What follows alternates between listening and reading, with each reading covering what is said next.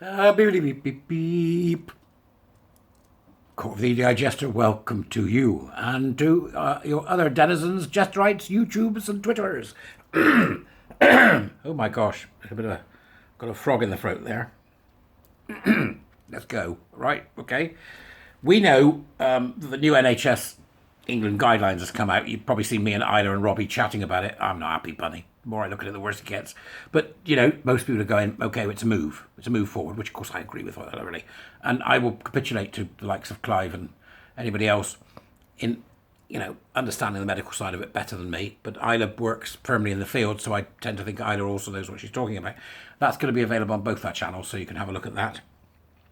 These guidelines seem to have upset a few of the usual suspects, and in particular, the organisation that is currently under investigation for safeguarding concerns by the Charity Commission. Yes, ladies and gentlemen, we're back at those rather fishy folk, the Mermaids.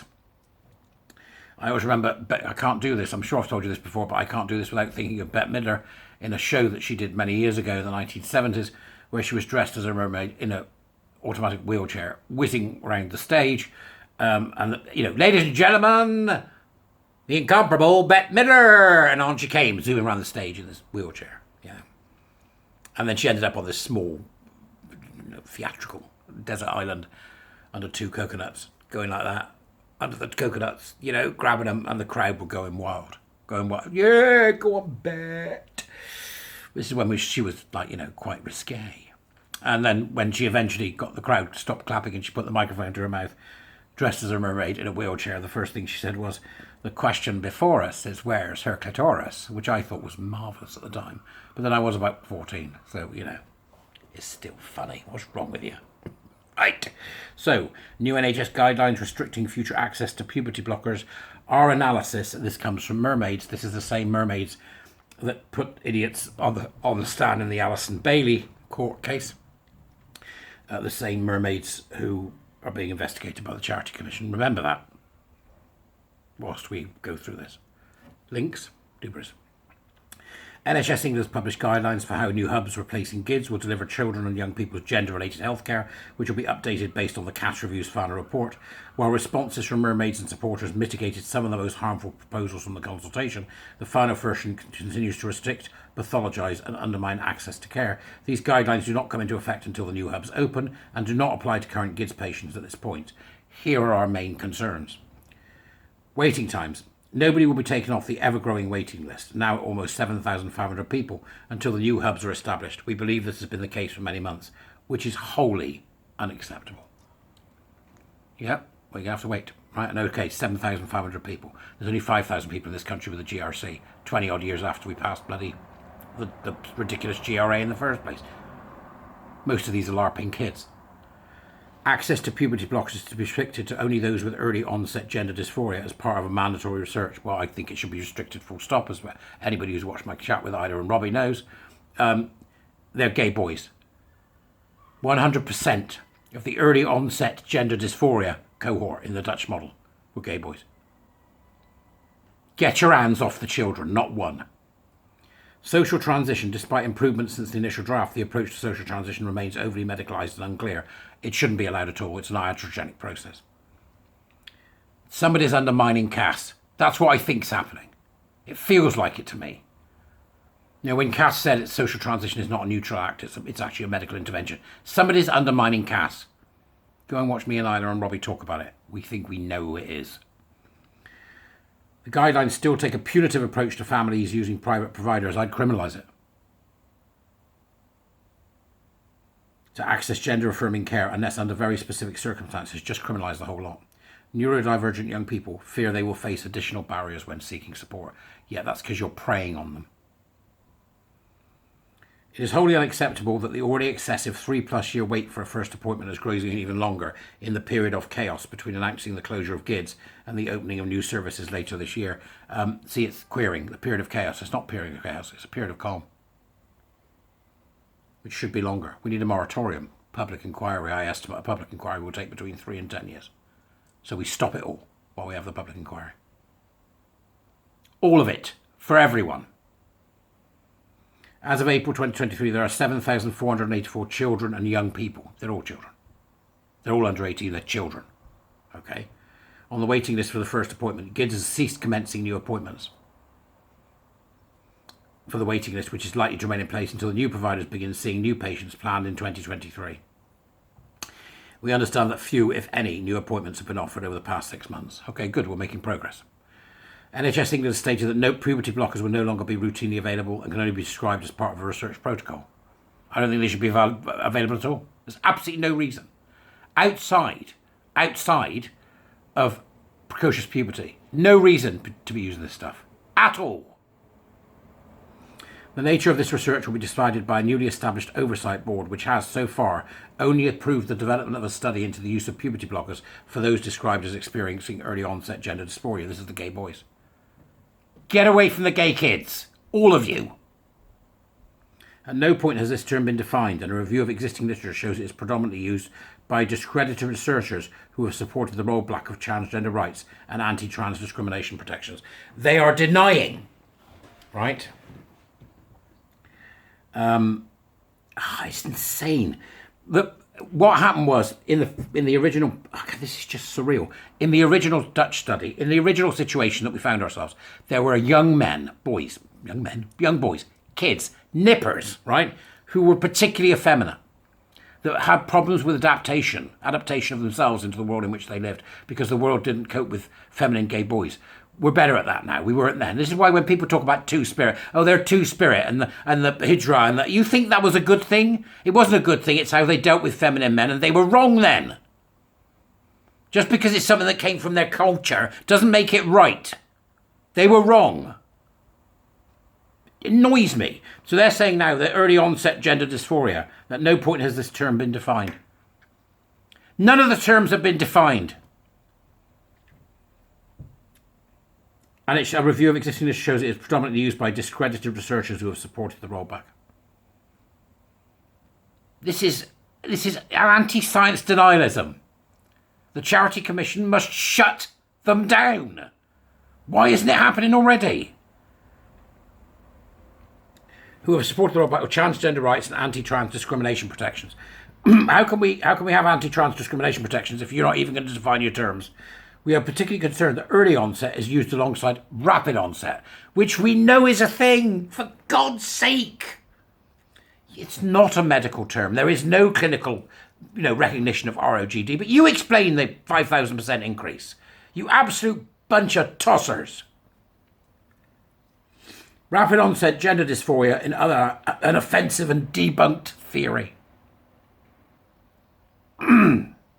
That argues the rise in young people coming out as trans is a social contagion. They're telling us it's a social contagion.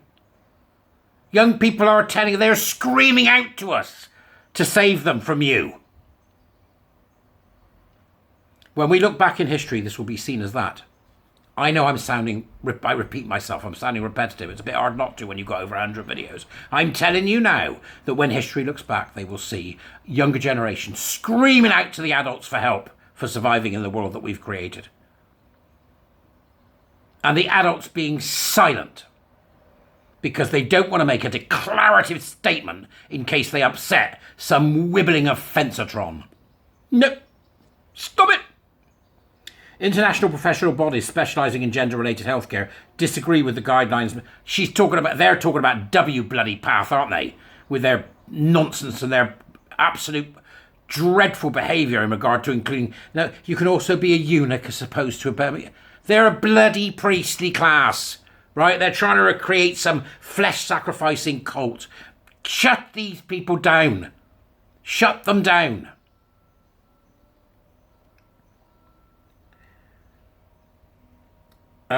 They're saying that there is an emphasis, the evidence supporting the safe use of reversible puberty blockers. They are conflating the use of this drug, which, the castrated Alan Shireen, it's for it's for prostate cancer in men, my age, right? What they're doing, I think, here is conflating if a young girl who is 5 suddenly begins to experience puberty at a rate of knots, that's, a puberty that is called precocious puberty, then pausing that and then gradually reducing the drug, and as the girl approaches 11, 12, means that puberty takes place at the normal time that one would expect and causes less distress to the child, is a perfectly valid use of this drug. We're not saying to people who are 12 years old and suddenly they've got hair on their balls, hang on, we'll stop that. I know it's upsetting to go through puberty, which, by the way, is the cure for all this shit. We'll go through puberty. We'll stop that for you, that's okay. These people are beyond reprehensible. Beyond it. Right, so NHS England appears to be basing its approach on outdated and pathologizing theories from gender critical groups who reject the existence of trans childhood. There is no trans child. Look at me. That's who you're talking to, right? There is no trans child. It's a belief system, you sick puppies. Not only is it deeply unethical to force young people into a research trial simply to assess treatment, but the restrictive criteria will compound inequalities by forcing families to use expensive private providers and result in avoidable distress for trans youth. What we're going to do is, right, what we're going to do is, we're going to make it a crime to supply these drugs, without involvement of the NHS, i.e. the NHS can veto you. We're going to make it a crime. We're going to make it a crime for any parent to put a child on puberty blockers or cross-sex hormones under 18. Right? Because it's a precursor to FGM, isn't it? It's a precursor to genital mutilation. Right? We'll make it a crime. You want to put your child on puberty blockers? We're going to make it a crime if you do that. That's what we need to do. Criminalise it. And do it quickly. The guidelines about social transition continue to highlight the supported risks of social transition. However, our campaigning has meant that NHS England will no longer require a formal diagnosis of gender dysphoria for clinicians to support socially transitioning. In fact, they state that social transition is something that should be led by the young person with family input. I completely disagree. That opens the door for the schools to have their dressing up boxes and to encourage kids to take on a gender identity that doesn't exist. Gender identity is personality. Gender expression is fashion. It's character we should be building in these young people. Not a fake avatar that results in their real bodies being mutilated on the altar of the gender gods at Mermaids. No. The approach to social transition for adolescents has been described as informed consent, yet we feel the language in the specification continues to overly medicalise being trans. If it's not a medical condition, why do you need the NHS at all? If it's not a medical condition, what's going on?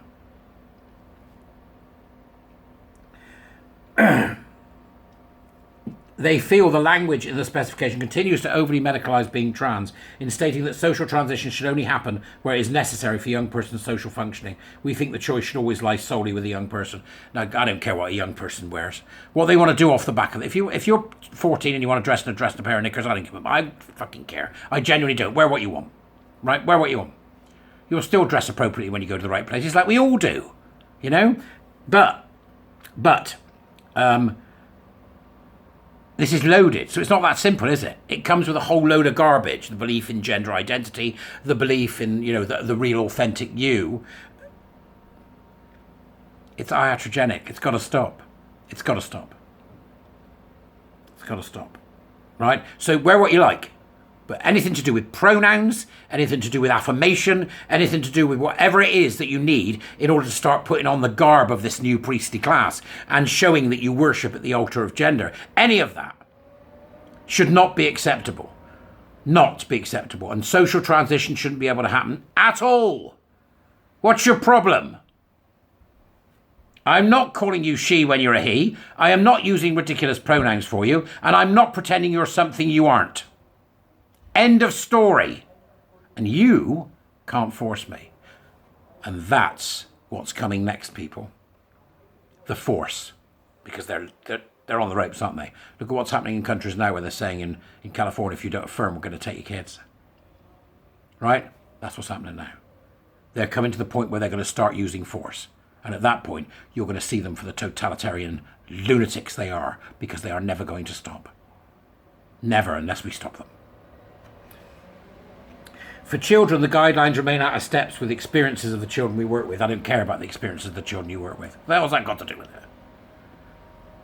What's that got to do with it? They're children. Tell them no. They find social transition to be deeply affirming. I bet they do. Your little budding narcissists that you're creating there. Changing your name or pronoun should not be a decision that requires approval or observation from medical professionals. Yeah, it should. If somebody's so unwell that they can't accept the reality of who they are, you bet we need the medical professionals involved. Instead, it is the responsibility of our public services to end the risk, such as the stigma and discrimination that trans, non-binary and gender diverse young people often face. Yeah, it's just they're grouping together a bunch of, nonsense there. Be as gender diverse as you like, nobody cares. Trans, well, it's medical and it's not medical. Non-binary doesn't exist, it's not a thing. Many families were worried by the initial specification that threatened to report parents to local safeguarding authorities if their young person was accessing healthcare through a private provider. It is positive that the NHS has listened to these concerns and removed this. I've got no problem with that. I think, we don't want to get into the business of threatening parents. What we want to do is get into the business of cutting off their supply, as what you do with drug addicts. Cut off their supply. One major concern is that if a young person is rejected under the restrictive eligibility criteria for blockers or gender-affirming hormones, clinicians are encouraged to suggest that a young person's GP considers what safeguarding protocols may be appropriate. You're bloody right. Trans housing by proxy, those mothers and fathers. Trans and their kids at 4 and 5. Sick fucks. Many young people were highlighted the ableism present in the idea that their neurodivergence diminished or explained away their trans identity. We know, right, from what's come through, that autistic kids are more likely to fall for this bullshit than any others. And you're saying that the fact that we won't let them fall for it because we give a damn about them means that there's ableism present. Power oppression narratives, mermaids, eh? You want to play the critical social justice game? Then you go ahead, because it's leading you nowhere good. The fact that you would do that is utterly despicable. But then you have no shame. You have no principles. You're a despicable organisation that needs to be closed. Shut immediately. In particular, the requirement that conditions explore the relationship between neurodivergence and gender identity remains a concern that could lead to yet more distressing and invalidating conversations, where neurodivergent patients feel that neurodivergence is framed as a cause of their gender identity rather than existing alongside. There is no gender identity. Of course it's a cause. Not a cause in as much as, I've got this, therefore I've got that. But the people who are autistic, we know, are more likely to fall for this kind of bullshit. So we've got to protect them. We've got to stop them. I did a story, I think yesterday, wasn't it? About, a very successful young autistic lady. And in that story was hidden the roots of how she then goes from being a lesbian to being in the gender identity cult. This specification will come into force when the new hubs open. Mermaids is working hard to get more clarity and answers from NHS England. You can support our work, give us money. I think NHS England shouldn't be working with these people. I think it's about time that we drew a line in the sand and said, I'm sorry, you're an ideological pressure group. Fuck off. This makes me so angry. Angry! Spitting blood, all the usual. Oh God, I've gone on far too long. Sorry. Go and have a good day, all right? I'll see you later. Bastards. Bye.